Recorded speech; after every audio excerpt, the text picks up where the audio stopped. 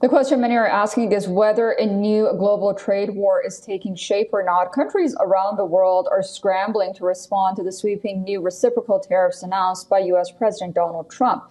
President Trump has stated that the new tariffs are aimed at boosting U.S. manufacturing and tax revenue while cracking down on unfair trade, migration, and drug trafficking. But the move is already facing strong opposition. The European Union and China have promised to retaliate, while South Korea has pledged an all-out response. Even America's allies, including the UK, are warning of the economic fallout, with billions expected to be wiped off from global growth. It is necessary that the European Union reacts with unity and that it also makes clear what the case is with its reaction, namely that the European Union is the largest single market in the world and that we therefore have every opportunity to react with unity and determination and to show that we have our own instruments for action.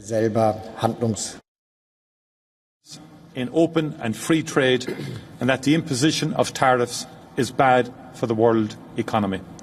I deeply regret the United States' decision to impose 20% tariffs on imports from across the European Union. We see no justification for this.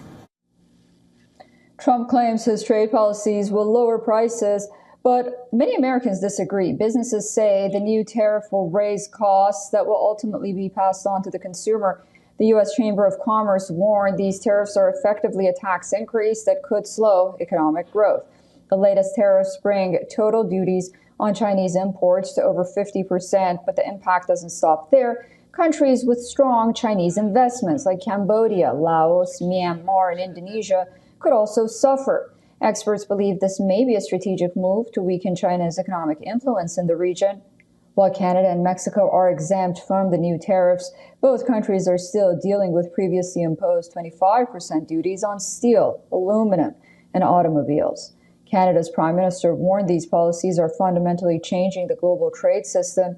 Mexico, meanwhile, has chosen not to impose retaliatory tariffs, but plans to announce a broader economic response soon.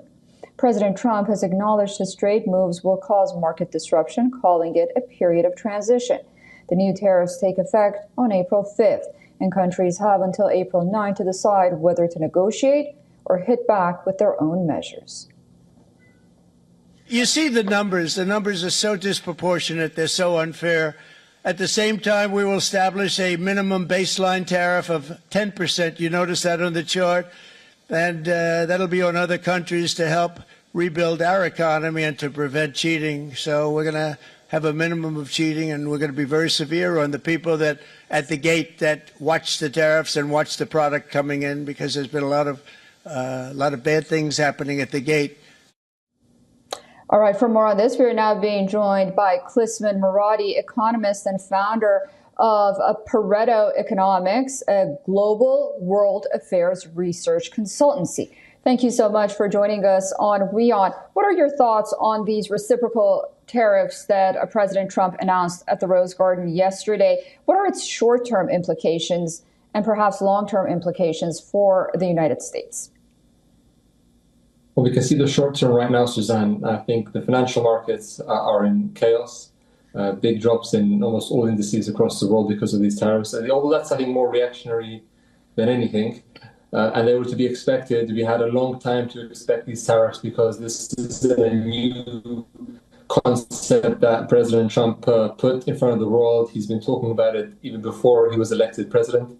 So everything right now is happening inside and behind closed doors. Meaning inside we can see market volatility, and behind closed doors we are seeing government leaders trying their best to negotiate with Trump for more favorable terms for their countries.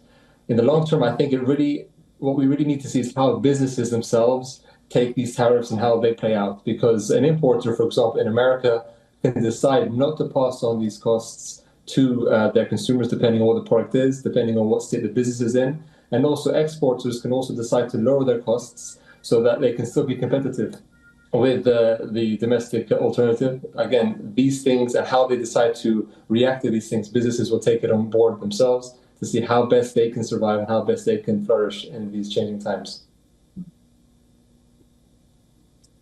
And do you think at this point that we're talking right now, and I can tell you here in New York, everyone is talking, even, the people downstairs in the lobby, at our offices, on the streets, everyone has an opinion about this.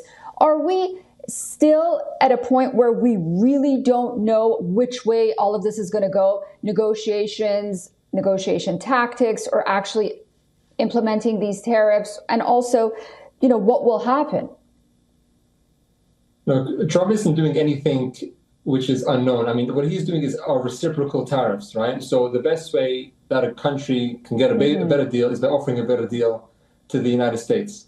You see, I think the long-term picture is what Trump wants to focus on currently. Hopefully, as energy costs go down in the United States and as more manufacturing jobs come back to the United States, these are incentives for companies to relocate to there so that they can improve the domestic economy of the United States. No one said that these things are going to be fair on every single player. Every single country has their own incentives and has their own agendas that they want to be fulfilled. So Trump is focusing on America, and other countries are going to be focusing on themselves. And it's really the devil is in the detail as to how can countries negotiate better terms. And also, Susan, how can countries help alleviate the pressures domestically at home? You're in New York, I'm in London. In London, we're having a lot of business associations now trying their best to work together with government so they can put their case forward as to what should happen with these tariffs, and also how businesses could be supported by the UK government, be it favorable taxes or other kinds of measures that can ease the burden, at least in the short term, just so we can see how these tariffs play out and how it impacts the bottom line, employment, inflation, etc., within these economies that export into the US. Absolutely fascinating. Thank you for bringing Europe into this as well. What is public sentiment in Europe right now? You talked about the UK, London, and companies, but what about EU countries, for example? How is Europe reacting? Well, Europe wants to say they are, responding with a unified front, but with 27 different economies, I don't think they'll be able to figure out something unitary, because different countries have different proportions of their export markets going to the United States. So countries which are heavily dependent on U.S. exports are going to have a much more forceful position, meaning they want to get things done faster.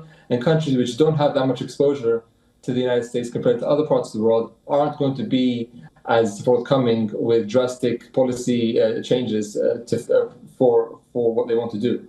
So Europe is going to try their best to have a unitary response. The best thing that Europe can do is negotiate. Any bold moves will only be counteracted by even more bolder moves by the United States. Because the United States is simply the biggest consumer in the world, they really have the cards to their hand to decide what they want to do. That's what's kept the US in such a powerful position over the years. Europe is an exporting economy, right, as a bloc. They survive on exports, be it manufacturing, be it cars, be it other products, be it financial services. So they are in a vulnerable position. And the best way to get out of a vulnerable position is by negotiation and is by speaking to businesses domestically to find out how they could be supported during this transitional phase, as President Trump has said. Fascinating. Thank you so much for all of that, Klisman. And please do join in us again on WION. Of course, this is a story we'll be following very closely. Looking forward to it.